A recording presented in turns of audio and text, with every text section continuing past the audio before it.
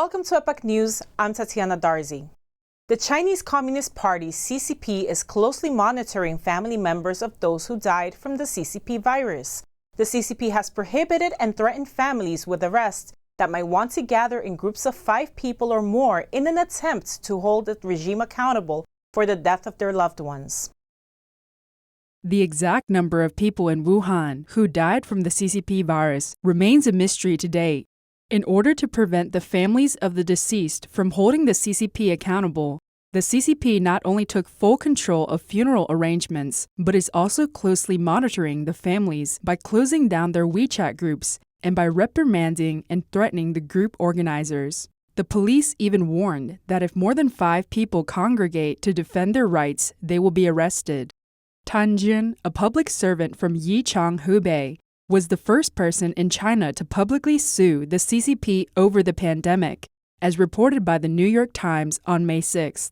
A copy of his indictment circulating online accuses the government of concealing the true nature of the virus, causing citizens to overlook the dangers of the virus, letting their guards down, and neglecting to protect themselves.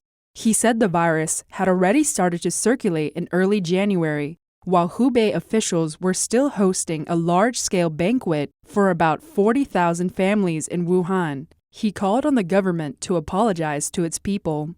However, an apology is far from enough for the families of the deceased. Zhang Hai, a Wuhan citizen, seeks compensation for his father's death and wants government officials involved to receive harsher punishments. Zhang Hai's 76-year-old father died on February 1st at a Wuhan hospital due to complications from the CCP virus. Angry, he signed up for a Weibo account under the name Blood on the Hands, which he later changed to Snow in the Hands after the name was denied. Snow has the same pronunciation as blood in Chinese, to remind himself of the pain of losing his father. For more than 3 months, he has been speaking out through Weibo, WeChat, and the media, raising funds in public to set up a memorial for the victims, and calling the mayor of Wuhan through the hotline. However, what he got in return was endless police harassment, along with comprehensive monitoring and surveillance. Mr. LV, a Wuhan citizen, said the prospect is very bleak in China for the families of the deceased to pursue accountability with the CCP. Mr. LV commented, "Because we have seen too many similar cases, as a victim, not only a victim of the epidemic, but also a victim of other types of government persecution, he goes to a lawyer or makes a petition. For our society, which is not a society that upholds the rule of law, if he goes to the government for any lawsuit, the chance of him winning is very small, so small that it can be negligible." Mr. LV also said that if you go to the government to defend your rights, they'll go to great lengths to block all your paths. Mr. LV continued, "It doesn't matter whether you go for a sit-in or a protest right in front of the government. Over the years, in fact, the most powerful thing the government has done is to ensure social stability and to cover up its crimes. This is what they have always done. My friend said at our gathering that the government is not really solving problems, it is covering them up." Mr. Louis said that when the virus broke out, the government should have released public information about the virus. Instead, it kept everything hidden, causing massive losses and the vicious spread of the virus. Yet it has not been apologetic. Just like the Cultural Revolution, it did not repent even after such a big event, and no one dared to bring up compensation.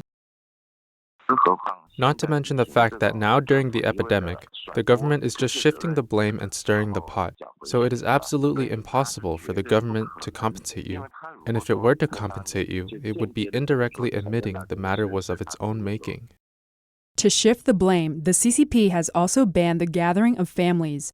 Zhang Hai witnessed a WeChat group of 100 family members being blocked, and police showing up at the group owner's door for admonishment.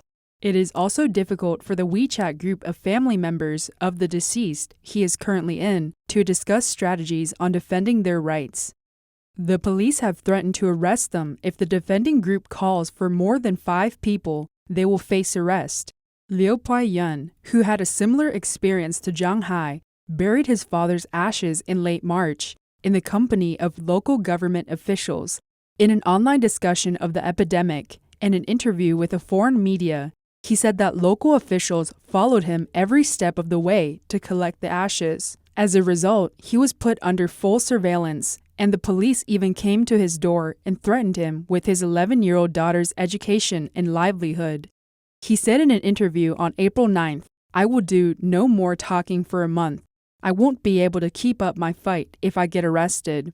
He is fully aware that suing the government could make him disappear. On how to effectively advocate for his rights, he said the government's earlier concealment of information would be the most critical breakthrough, that it is ironclad evidence. He already had his plan for the next step in mind. Chen Jiangong, a lawyer currently in New York, joined other attorneys and pro bono individuals in early March to form an attorney council team to help families with their claims of compensation. But the situation is very difficult at the moment. Former human rights lawyer Chen Jiangong said, "The information I've been receiving does make me very pessimistic as a lawyer. For now, it can only be a stage to make initial contact with the victims, and even at that stage of contact, the stresses that these people are under are enormous. It's very saddening. Not only are their families destroyed, treated unfairly by the government, but they are now facing secondary harm." Sheng Xue, a Chinese-Canadian writer, said that in China, suing the government cannot be resolved at the level of defending human rights. It must be raised to a higher level. We can see from the entire situation of the CCP virus that, from its occurrence, the development to its current situation, there is a very clear clue, i.e., the CCP caused the pandemic, and it went to great lengths to cover it up, distort it, and to destroy the evidence. This has caused so many deaths in the process. So you go and find an executioner to help you defend yourself, which is really not going to work.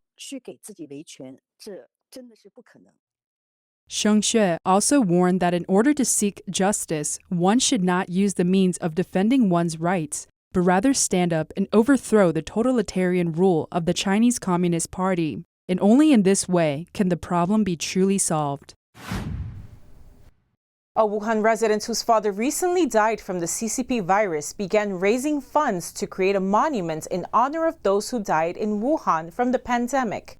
This recently caught the attention of the CCP authorities, and he's been summoned several times by police. The father of Wuhan resident Zhang Hai was infected with the CCP virus during a surgery in a hospital and died in February this year. Recently, Zhang Hai proposed to commemorate all the Wuhan people who died from the CCP virus and to hold those who covered up the outbreak responsible. However, he ended up becoming a target of suppression by the CCP. On May 4th, Wuhan resident Zhang Hai initiated a fundraising campaign for a monument to commemorate the victims of the CCP virus in Wuhan on Weibo, hoping to raise 100,000 yuan, $14,144 USD, to build a monument to remember the people who died from the CCP virus in Wuhan. "I'm raising funds to build a monument because I hope that the families of the deceased in Wuhan can get a monument. I hope people will not forget this matter. It is a human tragedy for people who have lost their families.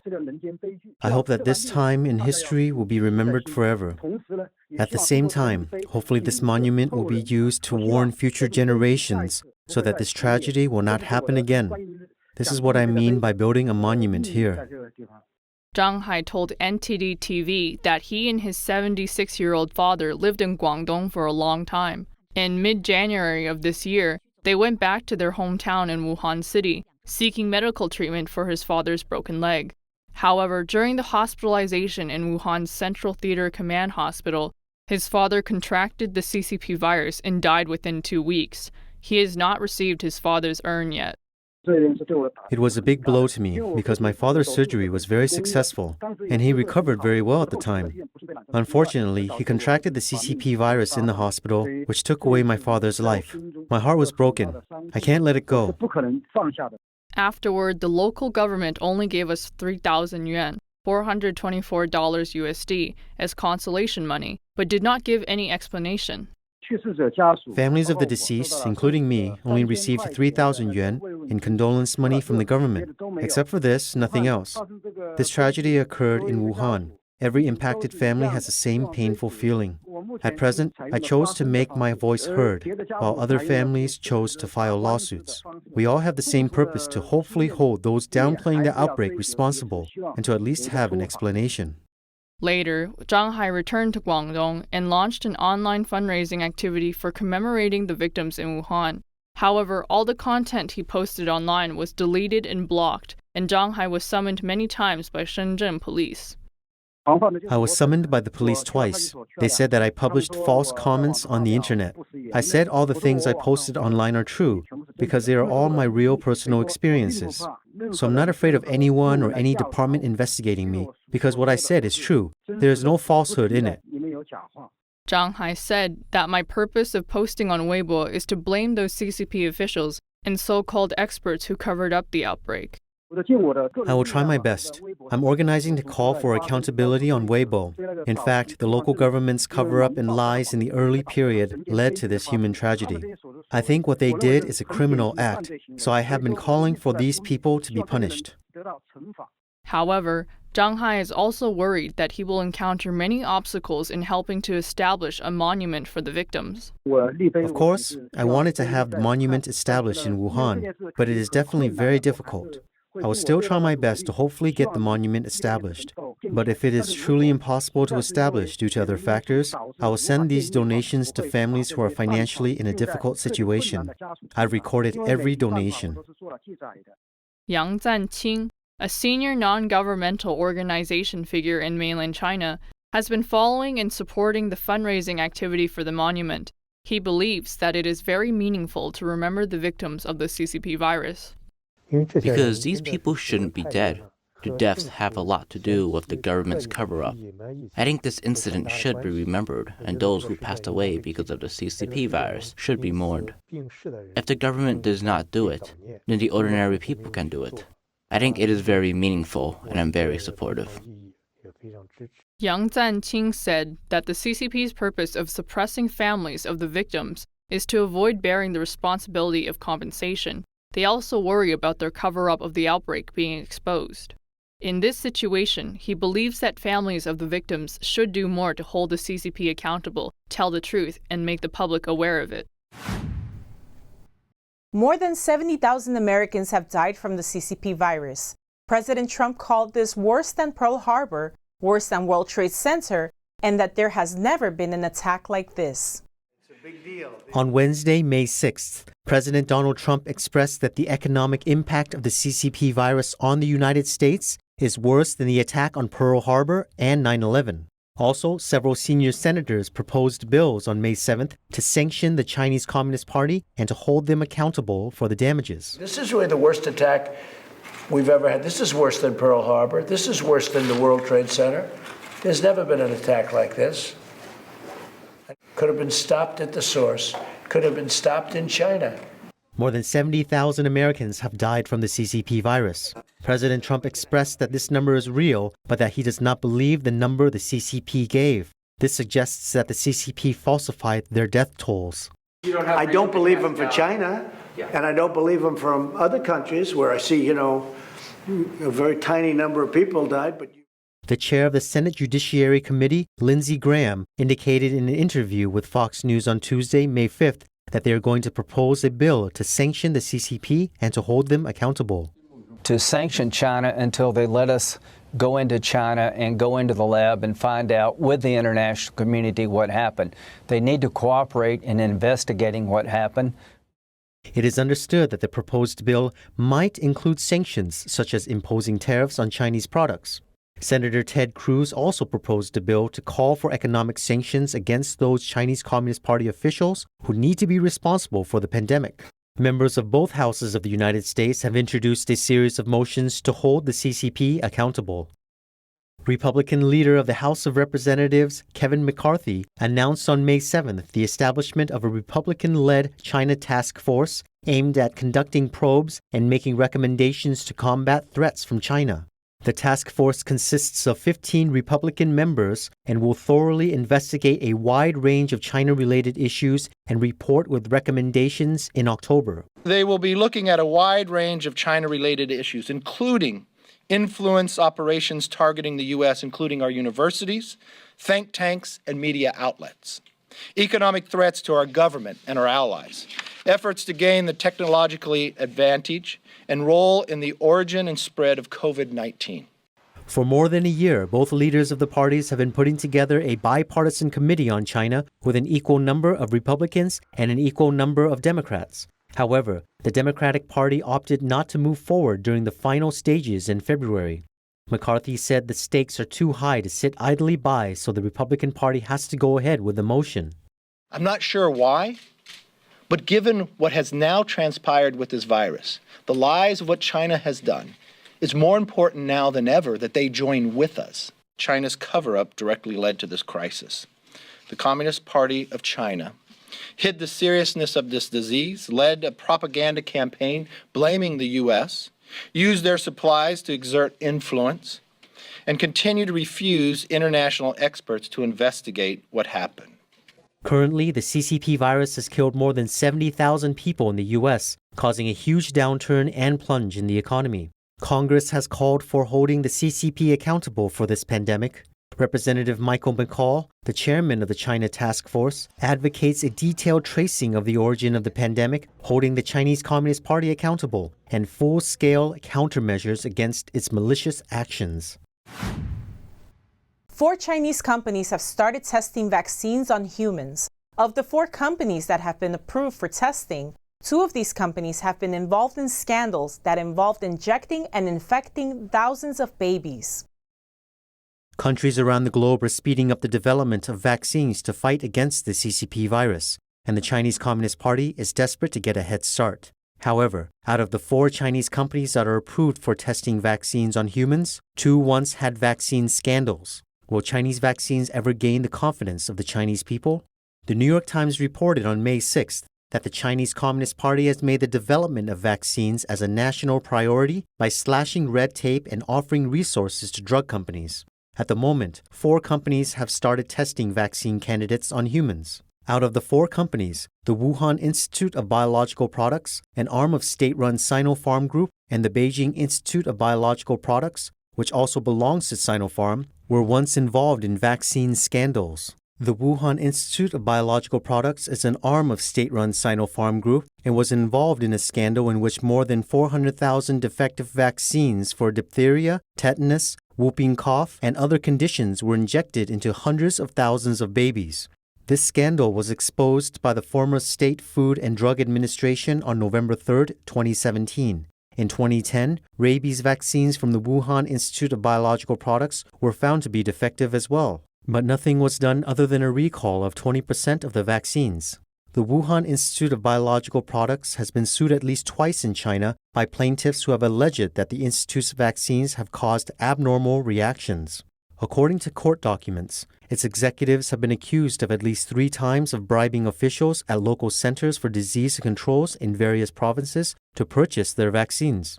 However, it was not until 2018 when Changsheng Biological Company Limited in Changchun was involved in a fake vaccine scandal with Wuhan Institute of Biological Products that the public's attention was focused.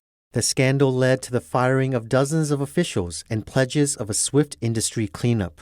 Sinovac Biotech had also been involved in a bribery scandal, according to court documents. From 2002 to 2014, a court in Beijing said the general manager of Sinovac Biotech, Yin Weidong, bribed the director of Biological Products Division of the Drug Registration Department in the state's drug administration to help the firm with drug approvals. Sinovac was not charged. This is just the tip of the iceberg of the evil Chinese vaccine industry.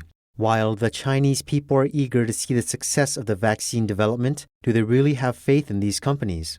Ms. Yang is one of the parents whose child is a victim of a defective vaccine, and she said, To us, they, the companies, have zero credibility. Think about these children. Their disability is 100%, so the credibility of the vaccine is definitely zero. In China, presently, there are no protection laws for vaccines, and the legislation on vaccines established previously was only for administrative laws, not protection for vaccine victims.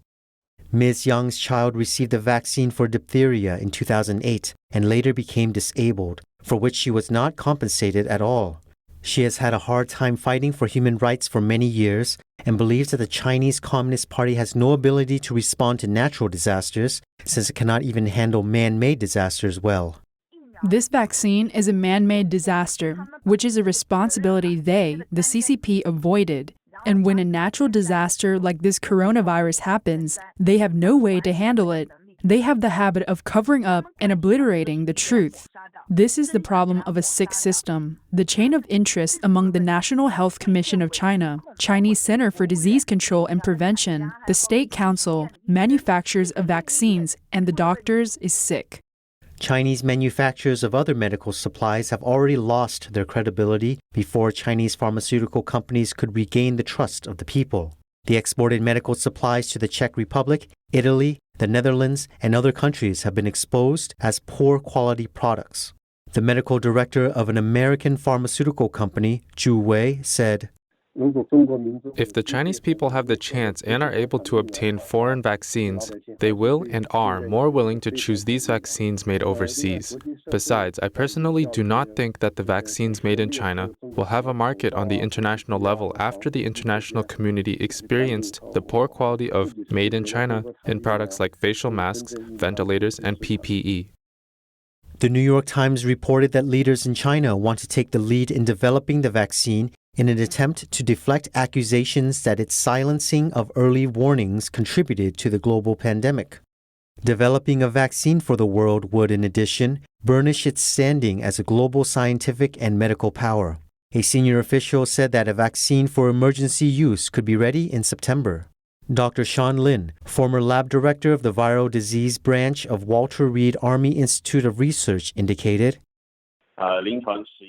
If there is a political agenda and political pressure behind clinical trials, drug development, and vaccines development, then I think people need to question the trial data and results of the vaccine. Dr. Chen Wei's academy has also received an approval for clinical trials, and her adenovirus vector vaccines have entered Phase 2 human clinical trials. In addition, Beijing Biological Preparations Institute Company Limited in China was also approved for clinical trials. Ding Sheng, the dean of the pharmacy school at Tsinghua University in Beijing, said that some companies were adopting unconventional methods in the preclinical research stage, running tasks like the design process and animal modeling at the same time when they should be done consecutively, according to the People's Daily, the Chinese Communist Party's official newspaper. I understand the people's eager anticipation of a vaccine, Dr. Ding was quoted as saying, but from a scientific point of view, no matter how anxious we are, we cannot lower our standards. A Chinese man wanting to go back to China is unable to do so and decided to ride back there by bicycle from Pakistan. Although there are still flights going from China to Pakistan, there are no flights returning citizens back to China. Mr. Li from Zhejiang province has traveled to more than 30 countries, but has been stuck in Pakistan since the CCP virus outbreak. He didn't receive help from the Chinese embassy when he asked for it. He told the Epoch Times his plan is to bike home from Pakistan. I had a ticket for a return flight for March 22nd, but the flight was cancelled. I have since bought 17 or 18 tickets, but to no avail. Why did you buy 17 or 18 tickets? That's a lot of money. The cheapest one was 4,800 RMB, $679.67, and the most expensive one was 13,000, $1,840.79. All of the flights were cancelled.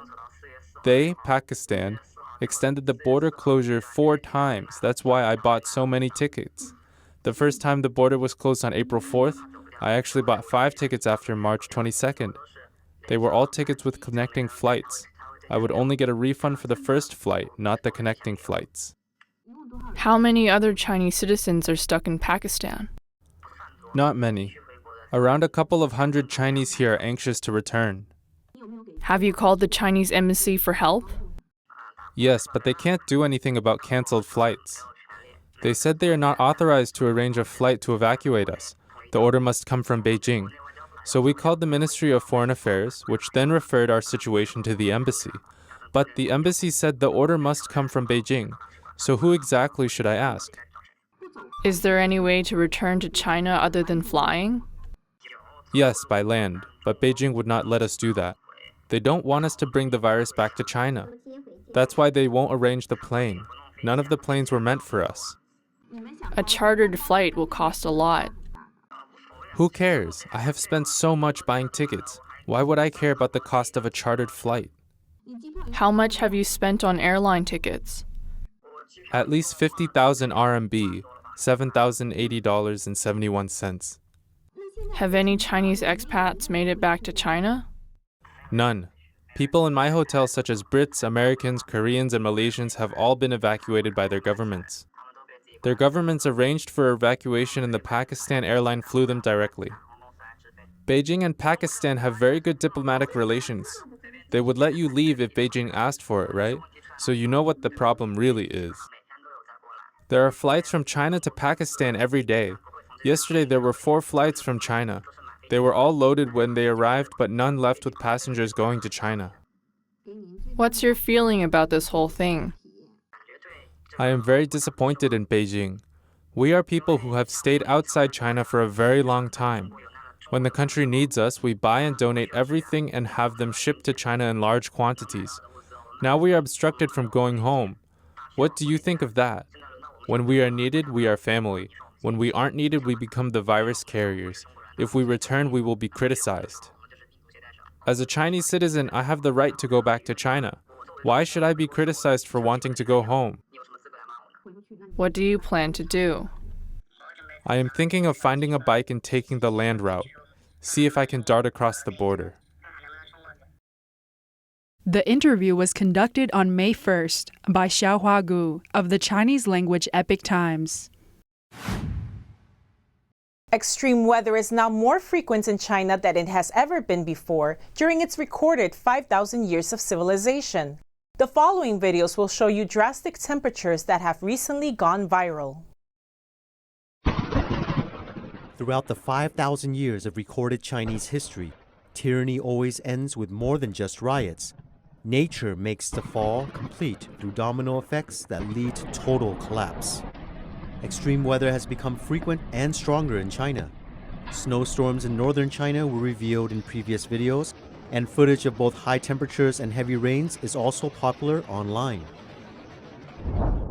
On May 4th and 5th, China's southernmost province, Hainan, issued a high temperature warning for multiple cities, with temperatures reaching 40 degrees Celsius, 104 degrees Fahrenheit. On May 3rd, Henan, a landlocked province in central China, also issued a high temperature warning, and multiple cities experienced temperatures above 40 degrees Celsius, 104 degrees Fahrenheit. Thunderstorms in Wuhan City, Hubei Province. Lightning flashes in Changsha City, Hunan Province. Huge hail in Anshe City, Hubei Province. On May 4th, huge hail was recorded in Tongren City in Guizhou Province and Taoyuan City in Hunan Province. 你们光看呀，这个冰雹那弄的还没等用完，你看房子产的稀巴烂。你看，那么大的冰雹啊，直接都坏了。小啊，看你那个雪大气好高。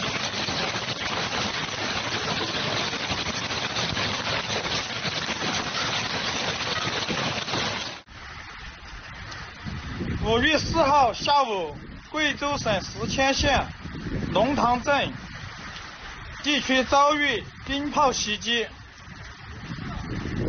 这个冰雹特别大，今天。According to a Hubei weather official on Weibo, in Hubei province, a total of 140,000 lightning strikes were recorded within 12 hours as electromagnetic signals started at 11 p.m. on May 4th. As the temperature was high at 35 degrees Celsius, 95 degrees Fahrenheit, and thunderbolts raged in Wuhan's sky. The Chinese regime has launched a new wave of disinformation, this time firing back against potential investigations into the origin of the virus by claiming that the United States was warned, that the CCP held off the virus to give other countries time to prepare for it, and by using hostile statements specifically aimed at the U.S., while also calling for civility. So first off, on debunking the CCP propaganda. Okay, so they've gone through several waves of propaganda. The first wave was the internal cover-up. There's nothing going on. We have it under control. Don't worry about it. No human-to-human transmission, the whole 9 yards. And of course, once it went global, they had to think of another narrative to try to cover that up. And so what did? They flipped it to the United States. Said the Americans brought the virus here during the war games in Wuhan. They said it's the American coronavirus. In fact, some different reports have said that in China, a lot of people actually believe, they call it the USA virus. Once that narrative died down after the U.S. went after them, then they started playing the victim, saying, oh, well, we need U.S.-China cooperation. We need harmonious relationships. Now that investigations are underway, now that some lawsuits are being weighed in terms of how responsible the CCP was behind this, they're trying to paint themselves as being the responsible ones and the United States, specifically, as being the irresponsible ones. And we're going to go into some of the things they're talking about now. And so they're claiming that the USA was warned. They're claiming the Chinese regime held off the virus and gave other countries time to prepare for it. And they're calling for peace, while at the same time they're launching verbal, at least psychological attacks on the US. To watch the entire Crossroads video on YouTube, you can visit the link posted in the description below. The following charts will show you the most recent numbers regarding the CCP virus pandemic. However, China and Iran are not included because their numbers are unverifiable.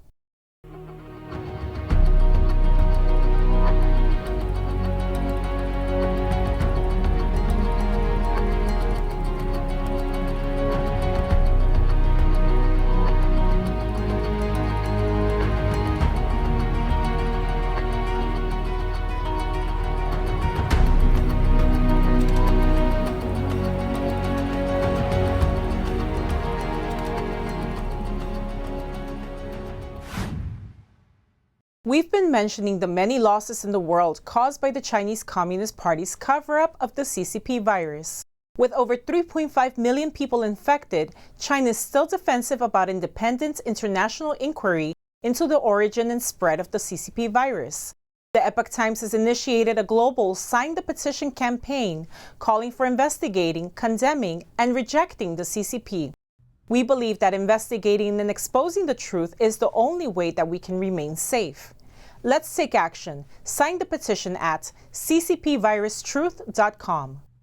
That's all for today. Don't forget to like, subscribe, and share this program with friends and family to keep them informed about the latest news and updates. Thank you for joining me. See you next time.